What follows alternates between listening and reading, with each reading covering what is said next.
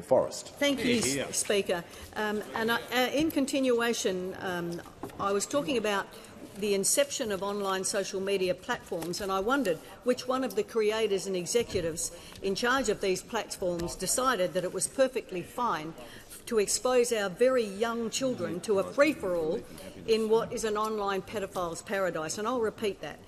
Where our children would be groomed online by sexual predators and exposed to extreme and violent pornography, because that's what's available on their platforms, to be exposed to billions of random people of all ages.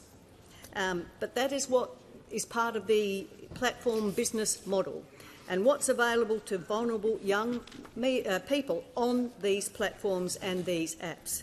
24 hours a day, 7 days a week, exposing our young people.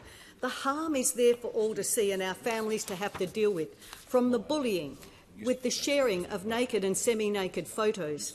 The Snapchat that young people were sucked into is a nice way of putting it, because they thought their images, they could take provocative images and they would disappear. Well, they didn't. There was an app called Snapsaver that automatically saved all of these photos and people took screenshots. So many young people I've dealt with who've been affected by this. The image-based abuse that follows that. The suicides because of what's going on social media. In my electorate, young boys with image-based abuse, the increased rates of self-harm that we've seen over the years, the dramatic increase of hospitalisations of girls in the last decade because of this, the group chats and sites promoting everything from eating disorders to risky behaviours. We did see some years ago that dreadful choking game. We've seen such a rise in mental health problems that I've repeatedly spoken in this House before about.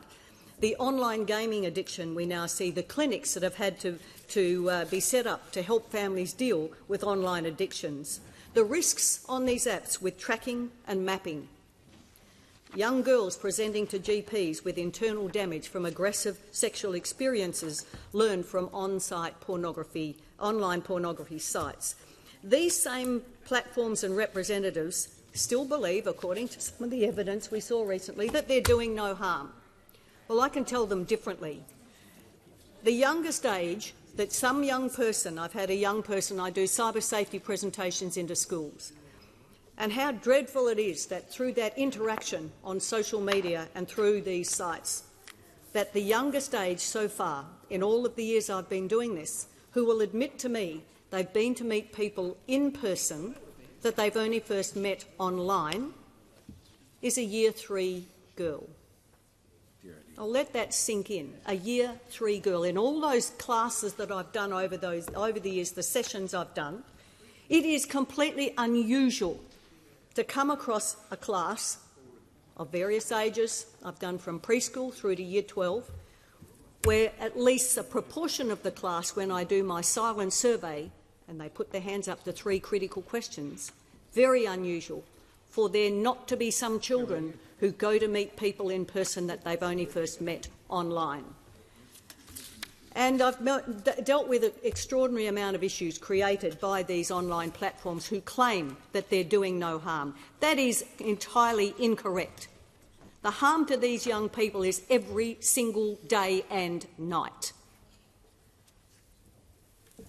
And it isn't okay that when we see the GPS or location services and geotagging turned on and these embedded in the photos that young people share, and then they get tracked and mapped. It is not okay that we have 4-year-olds being encouraged and conned into uploading totally inappropriate content. It's not okay when the mum of a 9-year-old girl rings my office because her daughter has uploaded an explicit video on one of these sites. And I just can see the risks with AI-generated images, and particularly sexual images. This legislation is so important in that space because we will see a rise in the instances of this. But the harm to young people is constant. And when I listen to these young people and I ask them questions about what they do, how much time they spend online, where their devices are, how much time they can spend on them, where it is almost unlimited. and so their level of risk in this space is extreme. And of course, the gaming chats in so many of the messaging platforms, it is just ongoing, and they're asked all sorts of questions in this space. So when I look at the ages of the young people I've dealt with, and it's much younger than people think, and one of the things I say to these good young people is, can you help your families? Because if you've got younger brothers and sisters, they are at risk in this space. And you are in this as a family, and the whole family needs to be involved in what's happening online to help keep your family safe. And I've dealt with some terrible experiences that young people have had. And it's when you meet these young people, I had a group of great young kids, they were 15 and 16, and they came to talk to me to tell me how concerned they were about the 9-year-olds in their school that they knew were watching and live streaming sex acts in school time. And those young people, what they were seeing and having access to, which is why the age verification is so important, that we've been pushing for some time. It's a start. It doesn't give all of the answers, but is certainly a start. And there have been extraordinary experiences that young people have been subjected to, and it has really harmed their whole life.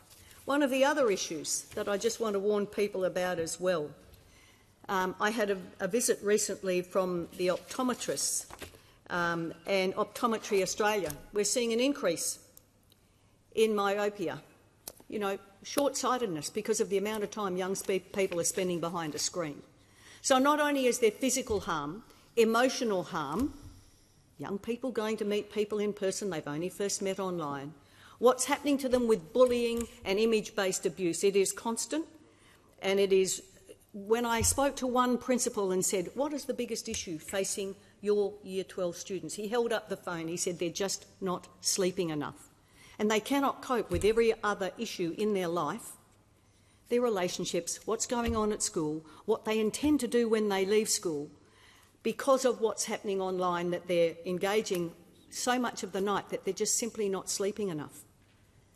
So I've been very active, Deputy Speaker, in this space for a lot of years, and what's happening, what the government is proposing here in relation to deepfake images, I think what we're going to see ahead is even worse because of this. I hope that people use these laws and that the laws are suitable for them to be used far more often, and so that the issues that these young people will have to deal with